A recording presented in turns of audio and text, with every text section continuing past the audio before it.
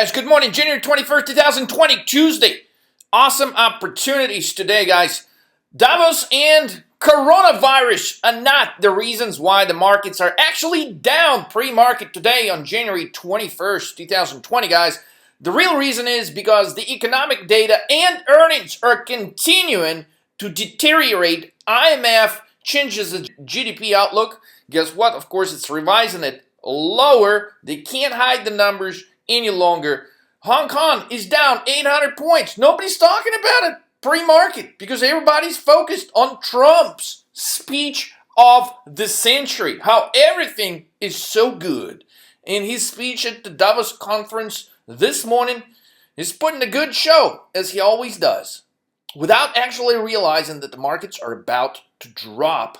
Now, a couple of weeks ago, we posted a video talking about that the next reason why the market is going to drop, which were predicted to crash by April 2020, was going to be based on rising inflation. So surprise, surprise, a few weeks after we posted that video, Ray Dalio today talks about the rising inflation.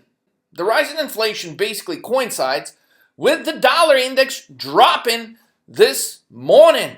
So we got Asian markets are dropping, European markets are dropping, dollars dropping. The reason a drop in the dollar is not favorable because the whole rise in the United States stock market has been on the theory of the strong consumer. So if the dollar keeps going lower, United States consumer is actually getting weaker, not stronger. And the deteriorating economic data and weak earnings from pretty much all the companies that we have seen reporting so far, besides of maybe JP Morgan, the earnings have been, but it has not stopped the banks from showing the behavior of irrational exuberance as we've seen it in 1999. 1999, nobody cared about the profits, nobody cared about anything, just wanted to buy the damn stocks. Well, this is typically coincides with the last stage of a top in the market. So we're very, very near the top. There's going to be some insane lucrative opportunities to lock in some substantial gains over the course of the next few months. With that said, short-term wise, talking about trading today, guys, the easiest trade that you can possibly take. Yes, the easy trade for this week, short BKNG. We spent plenty of time talking about why and pointed out multiple reasons why BKNG is ripe for a drop. Yes, multi-top formation, but what's the main catalyst for a drop in BKNG this week is, of course, that virus that could potentially spread rather fast and put a certain limitation on the number of travelers that would be willing to travel here short term. So if we study the history of BKNG stock responding to certain viruses in the past that are spreading worldwide, it has been a rather sharp negative drop in BKNG shares. So we are expecting an easy drop of at least $100 in BKNG this week. Now, we've been talking about the drop over the last couple of weeks because of what the charts were pointing. Clearly, we did not know about the fact that there is going to be this crazy coronavirus spreading at this point rather fast, not just in China, but outside of China. So if we study the history of the chart, it pointed to this upcoming drop in BKNG pretty much within a week. And it's actually going to take place today, guys. Expect BKNG possibly drop easy, $50. Considering we've actually recommended this trade on Friday, guys, congratulations to those of you that took action on Friday when we posted the video to our paid members, guys. This is going to get you paid today. Here's the deal, guys. Quick review of the chart. For those of you that have not taken the trade yet, you can still get in. Just make sure you pull the trigger because when situations like that do happen in BKNG, the stock drops like a rock rather fast. As you can see, we got increase in the volume. See, there was no news about the virus here, but we've been pointing about these multi-top formation right here, guys. Been pointing about the divergence in the RSI, the crossover, the deadly crossover right here on the MACD. And as the stock got to this level, we noticed there was no interest in buyers really on accumulating the shares, moving the stock price further. So there's a ton of reasons. But the question is, what you really need to know today as you're trading this is how low can it go? So the answer is simple. You can easily revisit this blue line, 1965. I don't necessarily expect the stock to get there today because we could see, depending on how these headlines are going to be surfacing in the news about the virus, we could easily see this sell-off behavior beginning today, continuing into tomorrow and the next day. Now, at some point, you see they will come in and buy the dip. So your goal is you're trying to actually short this. You got to pull the trigger right at the open before the stock can drop easily 20, 30 bucks lower. You've got to take action, guys. And if you miss that opportunity, you got to jump in and short it on the bounce, any kind of bounce, because this week is going to be the week where travel stocks will take a hit short term. Okay, so all the signs were there preceding to what's about to take place this week. This is the time where you want to pull the trigger and take action with a larger position, guys.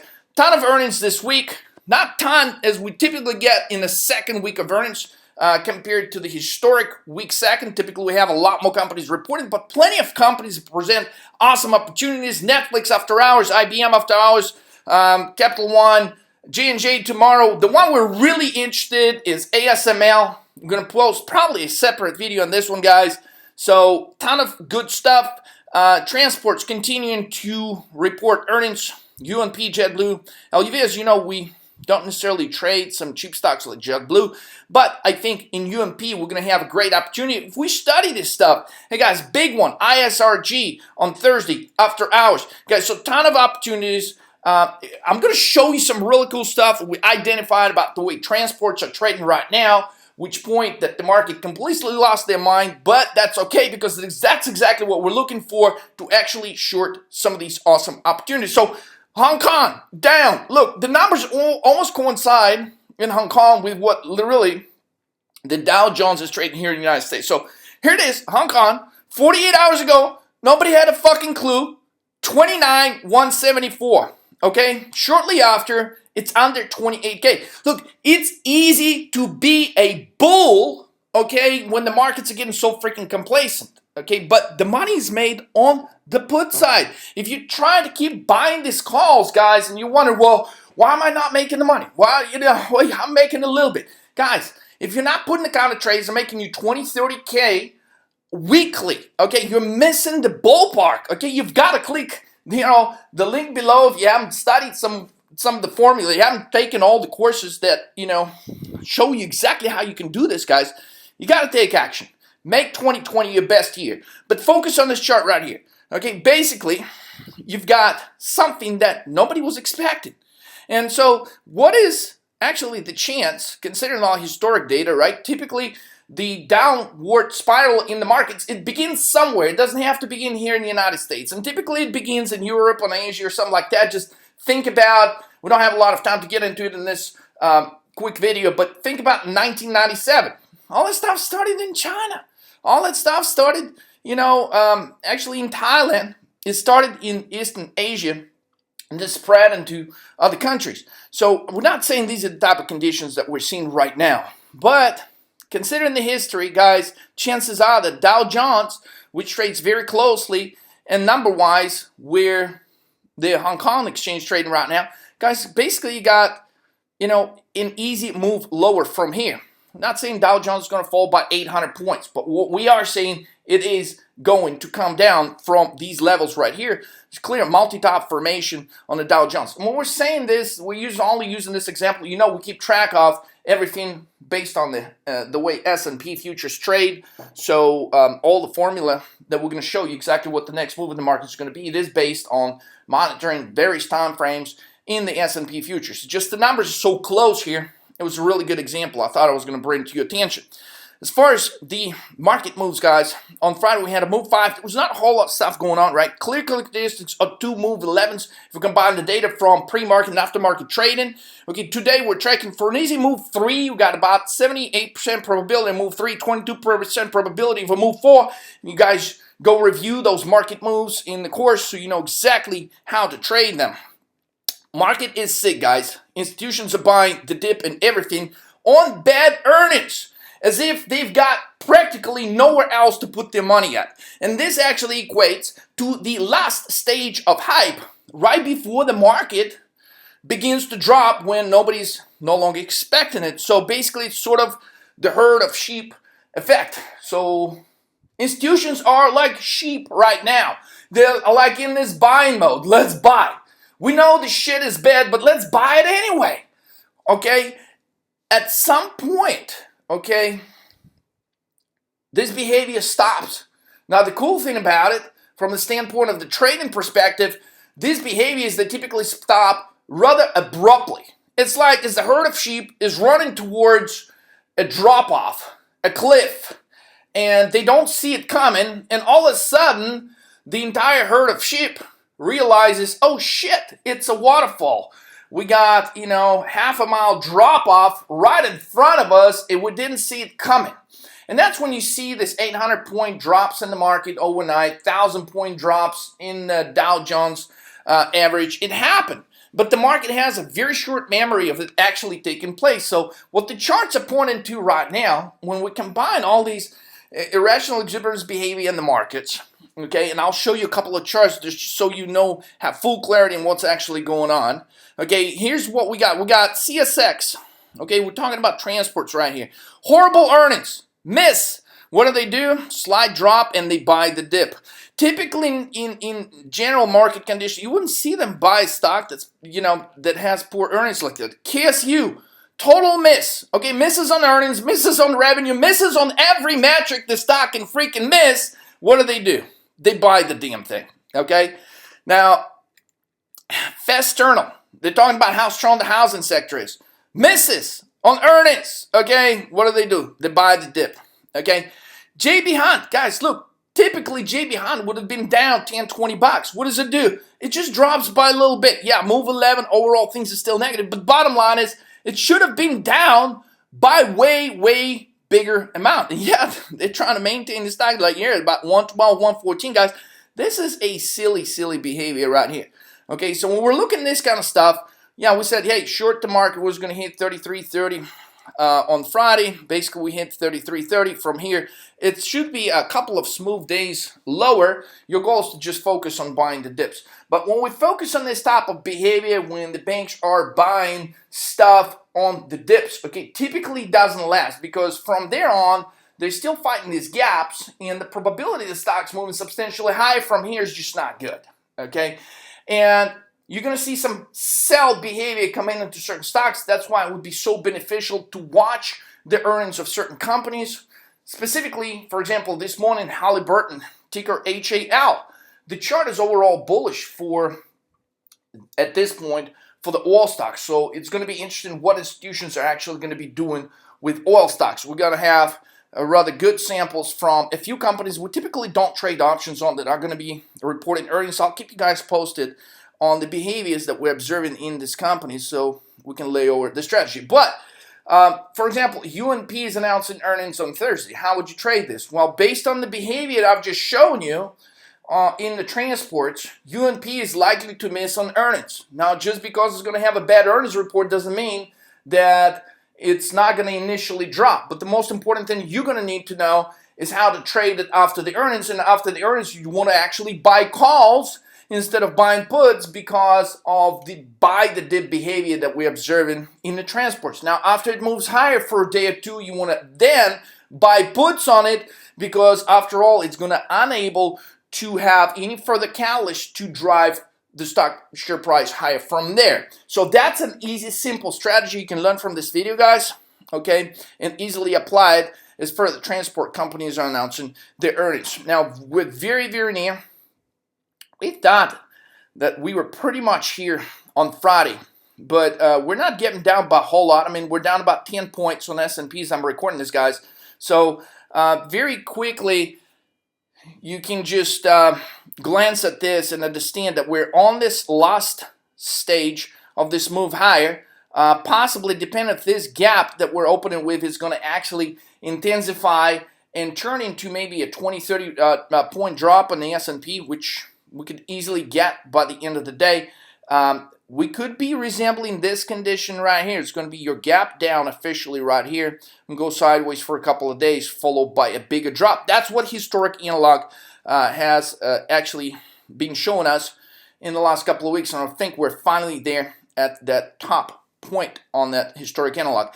As far as the move on Friday, guys, it was a move 5 with a clear behavior of an 11. So here it is, guys. You move 5, you're not going to get a whole lot of action there, right? So it's going to be basically moving just a few points higher, a few points lower. So this is one way to look at it. But, you know, also the way and the main reason you would also look at it from a perspective of move 5 is because the VIX was stuck all day between a particular range between 1217 and 1243. Okay, so with that said, okay, it did have clear behavior of move 11. So we'll look at the pre-market and after-market action. So here's your move 11 pre-market, here's your move 11. We're basically close at the highest point of the day, but then we reverse shortly after the market closes and going into the very last moments of the trading session on Friday. So another move 11. So we start with 11, with vision with 11, and guess what? We're getting a 3 move so far this morning. It's likely to actually hold. So 2-day sequence is 7-5. This is how it looks on the chart. 5-day sequence 7-11, 11, 7-5. Pretty much showing you a clear divergence when it comes to the volume. I've got these points highlighted for you here. So here's when the market is actually selling off. Look at this. The volume actually goes exponentially higher, opposed to when the market was moving higher here, the volume was actually going lower. Here's another instance on this. Here's the point where the markets fly higher, but on much rather volume. So if you compare this volume in relation to this volume when the markets are selling off, you see a clear divergence. So the markets continue moving higher on much rather a smaller volume in relation to the points on this chart where the markets are actually selling off. And when you run into a final obstacle of this multi-top formation on a short-term time frame charts, it's easy to get a quick sell-off, and that's exactly what we're getting so far. So next market move for today, guys, we've got a high probability of a 3. We don't have a probability of a 4, but do expect this 11 formation intraday to continue. Even if we're overall getting a move 3, it should be accompanied by this 11 intraday formations, which would be your ideal entries to trade intraday. Now, VIX continues sideways, and it is numerically low, but we're noticing that these conditions right here highly resemble the environment around June 9th, 17. What that really means, guys, is there's a heightened probability of a quick 2 or 3 day sell-off in the market that will certainly be accompanied by buying the dip behavior. But nonetheless, the money you could be making on the short side right now, within literally just a few days, is absolutely phenomenal. So take action. VIX gaps up today pre-market January 21st and begins to surrender the gains immediately. That does not mean that VIX is going to completely flop and go to the 11. It's actually holding this level of 12 very well. Anytime it dips under 12, it spikes back rather quickly, but do expect a possible weakness. We may see some buying the dip behavior overall in the market when the market opens, but expect it to reverse and overall finish lower for the day. We're going to be monitoring VIX critical points. Basically, the idea is to keep buying calls on the VIX anytime it hits this red line. Sell VIX calls anytime it's going to hit this yellow line, unless we see some extensive volume moving in that will cause the VIX to actually break this key level that could cause the market to drop substantially. So the key takeaways, guys, is just buy some BKNG puts. Focus on the execution of your entries and exit, guys. Trade like a rock star. I'll catch you on the next trade tomorrow.